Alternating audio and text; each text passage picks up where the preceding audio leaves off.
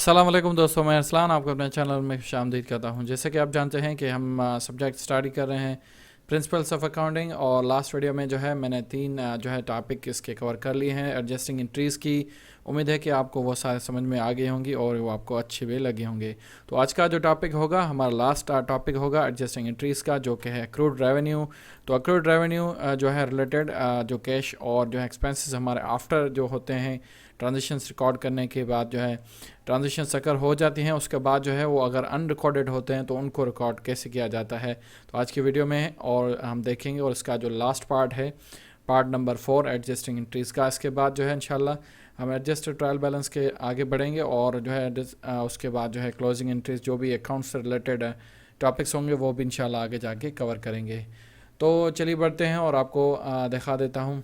सबसे पहले जो है जैसे कि आप जानते हैं कि टाइप्स ऑफ एडजस्टिंग एंट्रीज 4 हैं, तो 3 जो है हम ऑलरेडी कवर कर चुके हैं। इनकी पूरी डिटेल वन बाय वन जो है हर वीडियो में मैंने इन्फॉर्म आपको कर दी है और बता दी भी है। तो आज का जो है लास्ट टॉपिक होगा एक्रूड रेवेन्यू क्या होता है और उसको रिकॉर्ड कैसे किया जाता है। तो accurate revenue refers to the revenue, ये वो रेवेन्यू होता है in period that both are unrecorded. आपने अगर कोई रेवेन्यू अर्न किया है या आपने कोई जो है कैश जो आपका एसेट होता अदर देन एसेट, या आपने जो है कैश अभी तक रिसीव नहीं किया और आप रेवेन्यू वो अर्न कर चुके हैं।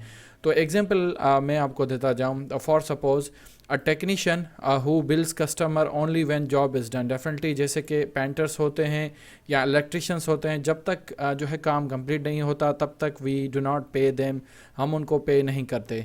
तो लिहाजा ये जो रेवेन्यू होता है जो अनरिकॉर्डेड होता है, या उसका जो है कुछ पोर्शन या प्रोपोर्शन आप कह सकते हैं, उसका अगर कंप्लीट हो चुका है और अगर आप जो है उसके स्टेटमेंट्स बना रहे हैं, तो you need to record that जो है रेवेन्यू। तो रेवेन्यू रिकॉर्ड, तो रेवेन्यू आपको रिकॉर्ड करना होगा क्योंकि it is already being earned, ये रेवेन्यू अर्न हो चुका है। तो इसका जो है एग्जांपल नेक्स्ट स्लाइड में मैं आपको बताऊंगा ये कैसे जो है रिकॉर्ड किया जाता है, और उसके एग्जांपल भी मैं आपको दिखा दूंगा। एक्रूड रेवेन्यू का जो है कॉमनली राइज फ्रॉम जो होते हैं सर्विसेज, प्रोडक्ट, इंटरेस्ट और रेवेन्यू, और जो रेंट के हिसाब से वी यूज़ सर्विसेज। इस एग्जांपल में जो है सर्विसेज एक कंपनी ने जो है फास्ट फॉरवर्ड ने दी है, तो उसका कुछ पोर्शन जो है उन्होंने ऑलरेडी अर्न कर दिया है, मगर उसको उन्होंने अब तक बिल नहीं किया।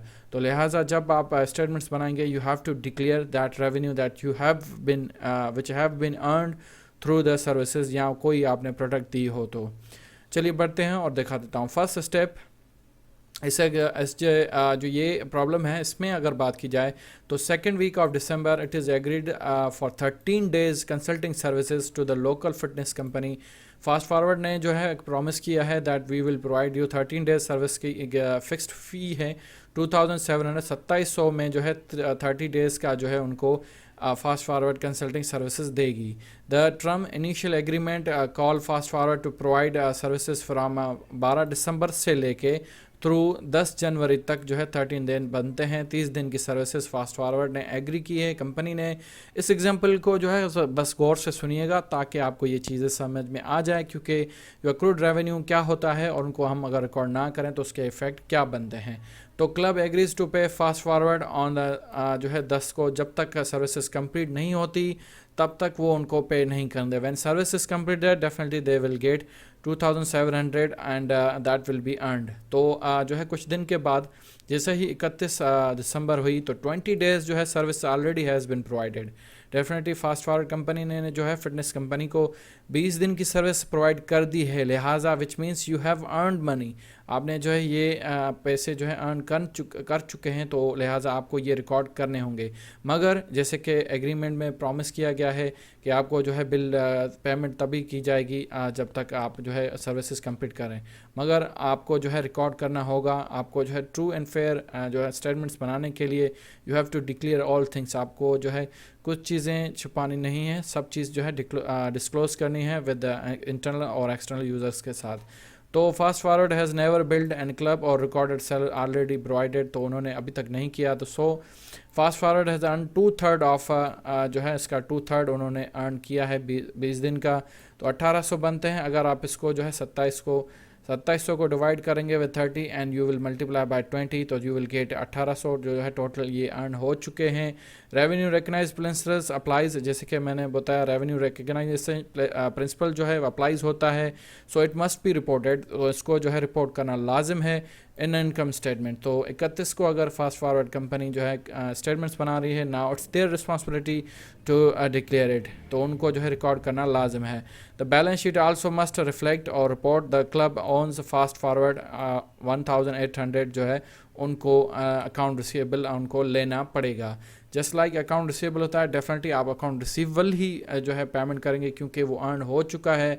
तो अपने जो है अगर क्वेश्चन पूछा जाए कि सर अभी तक जो है हमें कैश तो रिसीव नहीं होगी, जैसे कि आपने बताया कि कैश जब तक नहीं मिलती we do not record, definitely आपका जो क्वेश्चन होगा ये सही होगा, मगर ये ऑलरेडी अर्न हो चुके हैं एज़ पर द प्रिंसिपल जो है रेवेन्यू रिकग्नाइजेशन का जो प्रिंसिपल है, you need to record it. आपने ऑलरेडी सर्विस प्रोवाइड कर दी है, लिहाजा इट्स यूर रेवेन्यू, तो आपको ये रिकॉर्ड करना है। मगर आपको अगर कैश नहीं मिली, that means you will open the account receivable from fitness club. तो ये अकाउंट रिसीवेबल को जो है मैंने डेबिट कर लिया, डेफिनेटली मेरा कैश है एसेट है, तो ये जो है इंक्रीज़ होगा डेबिट साइड पे। और consulting revenue which has been earned already for 20 days accrued revenue है, वो भी मुझे डिक्लेयर करना पड़ेगा उसमें जो है कंसल्टिंग रेवेन्यू में। जैसे ही मैं यहाँ पे 1800 क्रेडिट करूँगा तो वहाँ पे डेबिट कर लिया, which means we will get the amount in the future. जैसे ही प्रोजेक्ट कंप्लीट हो जाएगा definitely you will receive the amount.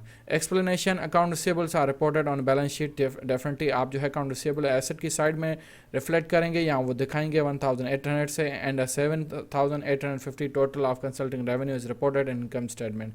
तो ये टोटल जो है आपका यहाँ से ऐड हो जाएगा, ये टोटल लिखा हुआ है। तो नॉट मेकिंग दिस एडजस्टमेंट, तो अगर हम ये एडजस्टमेंट ना करते हैं तो उसमें क्या फ़र्क होता। तो understood by both consulting revenue and income, definitely आप इनको अंडरस्टेड करते क्योंकि आपने रिकॉर्ड कर चुके हैं, अर्न कर चुके हैं। तो अगर लिहाजा अगर आप इनको रिकॉर्ड नहीं करते तो definitely you are understanding your revenue, तो उनको जो है इनकम स्टेटमेंट और अपनी इक्विटी को भी अंडरस्टैंड कर रहे हैं। बहुत acceptable assets and equity, definitely वो भी आप अंडरस्टैंड करेंगे क्योंकि अकाउंट रिसीवेबल आपका एसेट है, आपने कैश जो है फ्यूचर एक्सपेक्टेड है, you will get that one. The following table highlights adjusting added revenue. आगे बढ़ते हैं और आपको दिखा देता हूँ। ये एग्जांपल था कट रेवेन्यू का। इससे ही जैसे कि अगर आपने रेंट रेवेन्यू अर्न किया हुआ है या इंटरेस्ट आपने अर्न कर चुके हैं कुछ दिन का, अगर पॉलिसीज़ होती हैं ज़्यादातर डेफिनेटली इस कंपनी में ये एग्रीमेंट होती हैं कि that we will provide the service, और जो upon the completion of a project और task you will be given amount. तो अगर आपने कुछ दिन की सर्विसेज दे दी है which means you have earned some portion of the money, तो some portion of the money that you have to record in income statement और बैलेंस शीट में आपको दिखानी लाजिम है। तो ये जो है एडजस्टिंग एंट्रीज़ आज समराइज़ है, लास्ट इसको मैं कंक्लूड कर रहा हूँ एडजस्टिंग एंट्रीज़ को। उम्मीद है कि आपको ये सारी बातें समझ में आ गई होंगी। तो ये स्लाइड है link to the financial statements, adjustment जो एंट्रीज़ का इफेक्ट जो है सारी पे जो होता है लिंक होती है, किस में कौन सा लिंक होता है ये आप यहाँ पे देख सकते होंगे। बिफोर एडजस्टिंग, अगर एडजस्टिंग ना करें तो उसमें लिंक जो है यहाँ पे आपका लिखा हुआ एसेट आपका ओवरस्टेड हो जाता है प्रीपेड, और इक्विटी आपकी ओवरस्टेड हो जाती है। तो इनकम स्टेटमेंट में यहाँ पे हर चीज़ें दी गई हैं। ये आपके प्रीपेड हो गए, जैसे कि आप जानते हैं एक्सपेक्टेड होते हैं, इनको प्रीपेड को हम एसेट रिकॉर्ड करते हैं और नीचे को जो है हम लायबिलिटी रिकॉर्ड करते हैं, और उसके बाद जो है एक्रूड रेवेन्यू आपका जो है एक्सपेक्टेड खर्चा होता है। अंडरस्टेड अगर आप नहीं रिकॉर्ड करेंगे तो you are understanding your expenses, that means it has been incurred अगर आपने रिकॉर्ड नहीं किए। तो रेवेन्यू को भी अंडरस्टैंड नहीं करना, वी हैव टू रिकॉर्ड, हमने अगर रेवेन्यू अर्न किया है तो वो भी कर सकते हैं। ये चीज़ें जो हैं आफ्टर वाले केस में थी, जैसे ही आफ्टर यानी अपनी ट्रांजिशंस जो हो जाती हैं उसके बाद हैं, और ये दोनों चीज़ें जो थी वे बिफोर होती हैं, यानी आपने अगर कोई एडवांस में चीज़ ली है तो you are recording that particular transition. तो ये 4 टाइप्स हैं एडजस्टिंग जो एडजस्टिंग एंट्रीज़ की। उम्मीद है कि आपको सारी बातें समझ में आ गई होंगी। मेरी कोशिश थी और एक्सप्लेन करने की, उम्मीद है कि सारी एडजस्टिंग एंट्रीज़ के टाइप और उनका मकसद समझ में आ गया होगा। फिर भी इसके मतलब अगर कोई भी क्वेरीज हो तो आप मुझसे कमेंट बॉक्स में पूछ सकते हैं। इंशाल्लाह मैं हर वीडियोज़ के एंड में जो है इसकी रिप्लाई देने की कोशिश करूँगा। फिर मिलते हैं नेक्स्ट वीडियो में, तब तक के लिए दीजिए मुझे इजाज़त। अल्लाह हाफिज़।